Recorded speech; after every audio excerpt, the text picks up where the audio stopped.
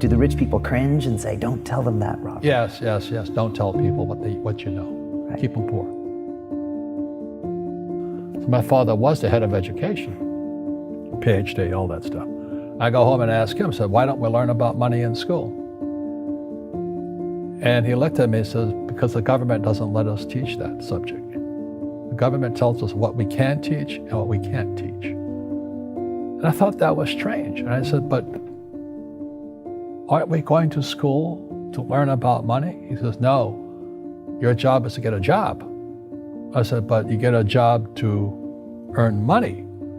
He goes, no, you're supposed to just get a job. And I went, no.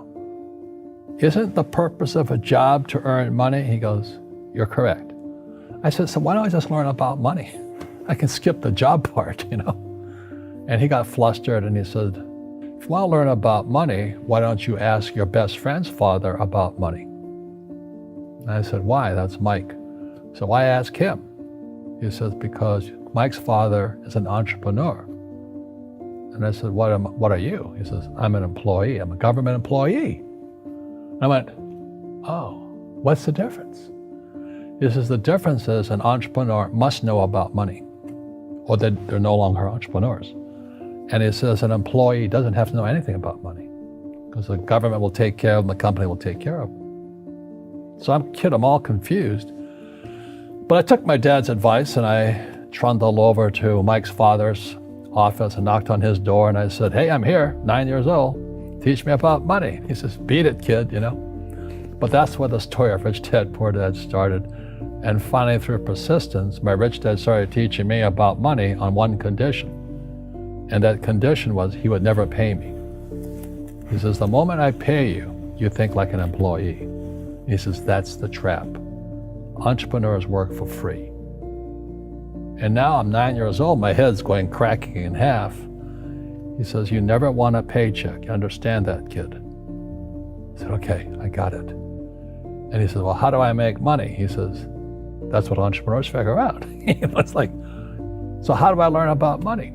So he would just break out a Monopoly game board. So I would work for free. I'd pick up cigarette butts and he had hotels and restaurants and I would clean and do menial tasks. And as I got older, I started getting into office work and marketing and accounting. And I was an apprentice basically, but I always worked for free. And he would teach me about money. But the way he taught me about money was playing Monopoly. And I finally one day I got upset. I said, well, when are you going to teach me about money? He says, what do you think we're doing? We're playing Monopoly. He goes, no. What do you think we're doing? We're playing Monopoly. He says, what do you think we're doing? So I don't know. I'm teaching you about money. And then that's when, you have one green house. He says, there's many formulas for great success in money. There's thousands of them, but one of the best ones is found on the game of Monopoly. It still is today. 4 green houses, 1 red hotel. I said, what? He says, one of the greatest ways to acquire great wealth is playing Monopoly in real life. 4 green houses, 1 red hotel. Well, is that all there is? He goes, that's it. And he says, what do you think I'm doing? And I went, I don't know. So then he took me out and he showed me his green houses.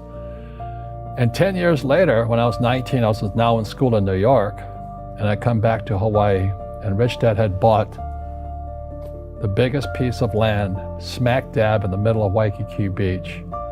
And when you go to Waikiki Beach today, you'll see the Hyatt Regency Hotel. That was his hotel. Just like the game of Monopoly. Just like the game of Monopoly. Acquired assets and they became bigger assets. He just kept what's called an assemblage because that property wasn't that big at the time. So he had to buy out all the small guys. Because Waikiki was a little dirtwater little town. So he'd buy out this shop owner and buy that shop owner. And it took him a while, but he finally assembled this large piece of property. And then he and Hyatt put up this giant hotel. It just sold for $800 million. So that's how I learned about money.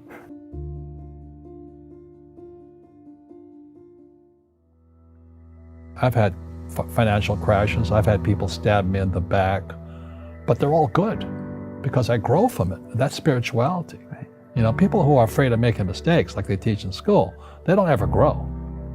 Because spirituality is there's good and there's bad, there's right and there's wrong, there's up and there's down. Most people only want to be right, they only want to be positive.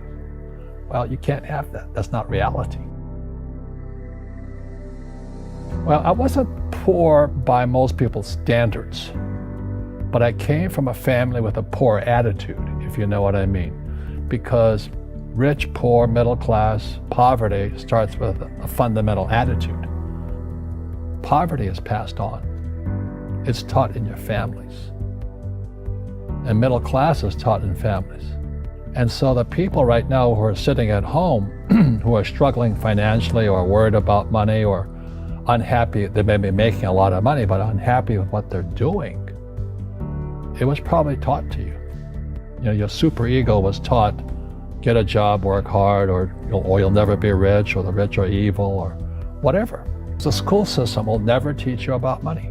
The school system was designed to teach you to be an employee, which is important, or a doctor or a lawyer, a specialist, but never about money.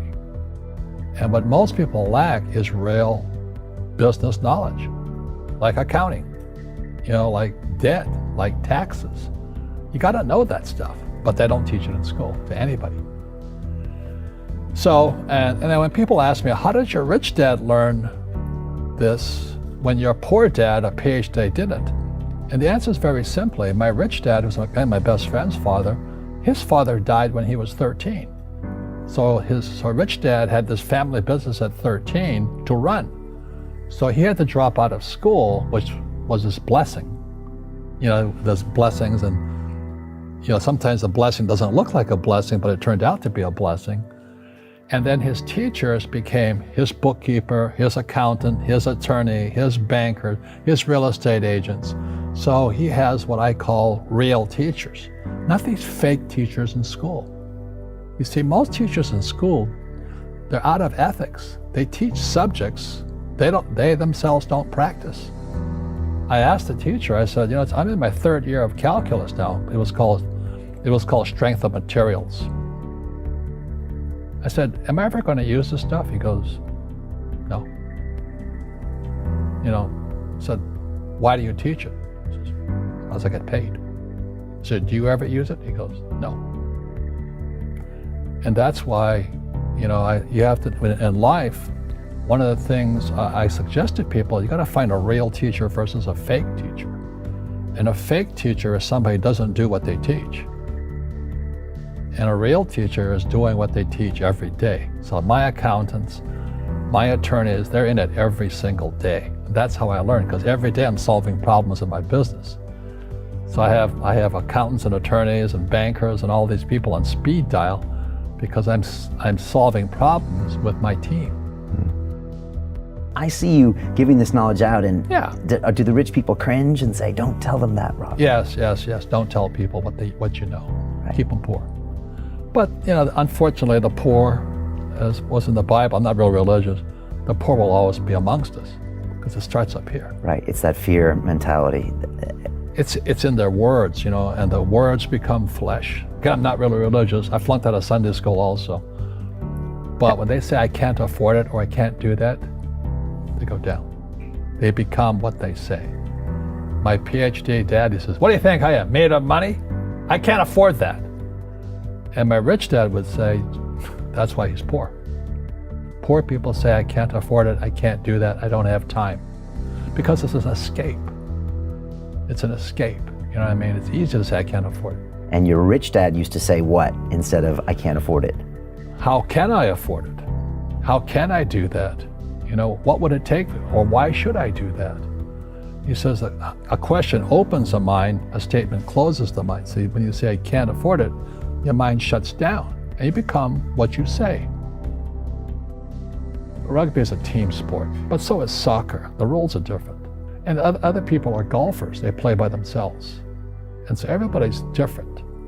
So my game financially is business, number one. Second is real estate.